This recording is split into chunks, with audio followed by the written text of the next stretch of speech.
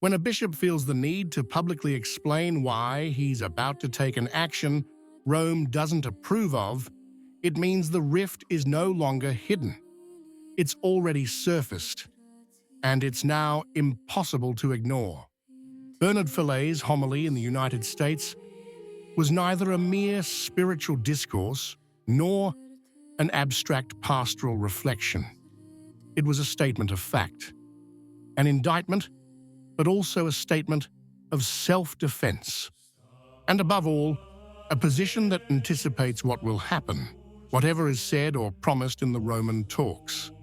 The issue of episcopal consecrations scheduled for July 1st isn't presented as an ideological challenge or a provocation.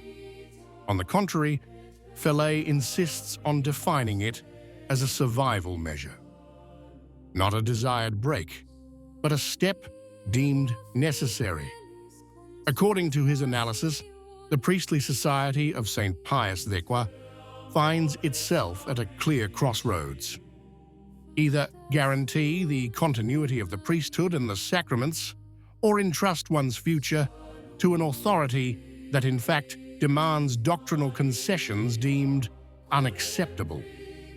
The crux of the matter is clear. The society is well aware that it will proceed without a papal mandate, and it is equally aware of the accusations that will follow. The word schism is not avoided, not even that of excommunication, but they are stripped of their emotional weight and reduced to a more radical question. What happens when authority, instead of safeguarding the faith, seems to be endangering it? For Fellay, this gesture cannot be understood without recognizing that the Church is going through a crisis that is not simply disciplinary or pastoral. It's a crisis described as a state of necessity, a sort of permanent emergency, not a temporary crisis, but a structural one.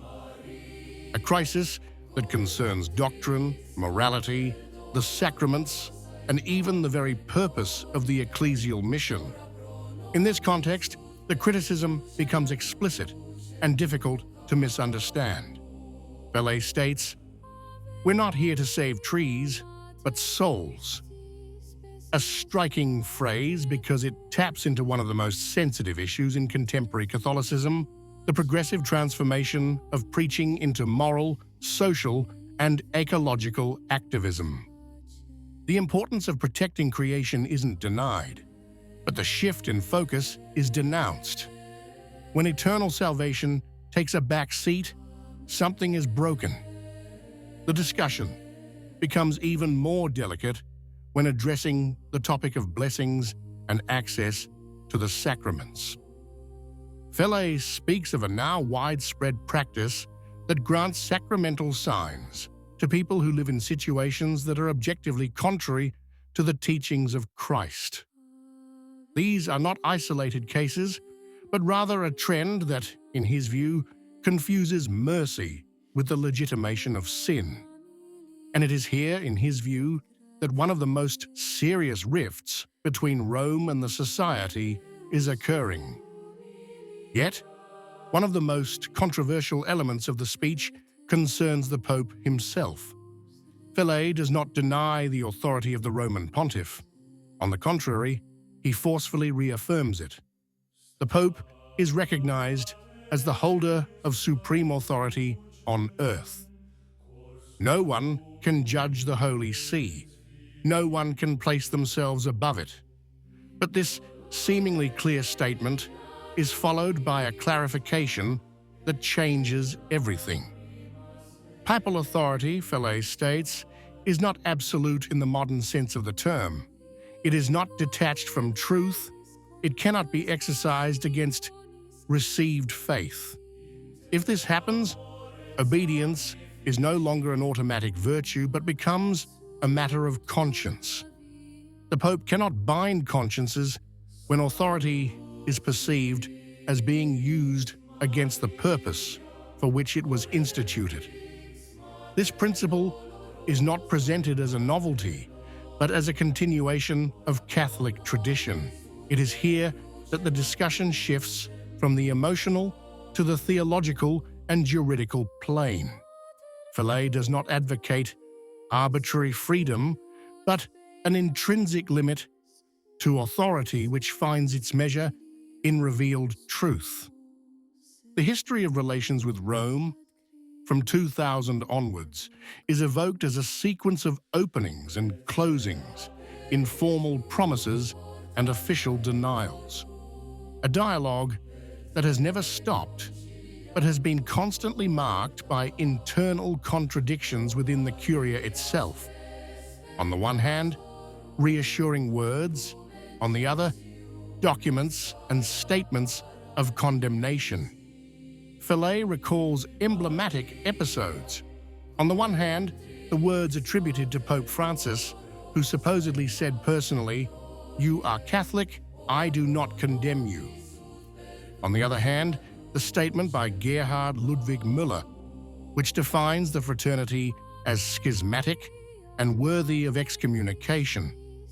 Two statements that cannot both be normative, but both were made by Roman authorities. Even more significant is the case of the priest declared excommunicated for having joined the fraternity, only to later see that same excommunication declared invalid by another dicastery. An episode that, according to Fellay, reveals a profound disarticulation of Roman authority, where one office contradicts the other, and legal certainty leaves room for arbitrariness. It is in this context that the phrase attributed to Guido Pozzo is cited. Not everything that comes from Rome comes from the Pope, a sentence that carries the weight of a sentence, because it implicitly admits that Rome does not speak with one voice. And if Rome does not speak with one voice, blind obedience becomes impossible.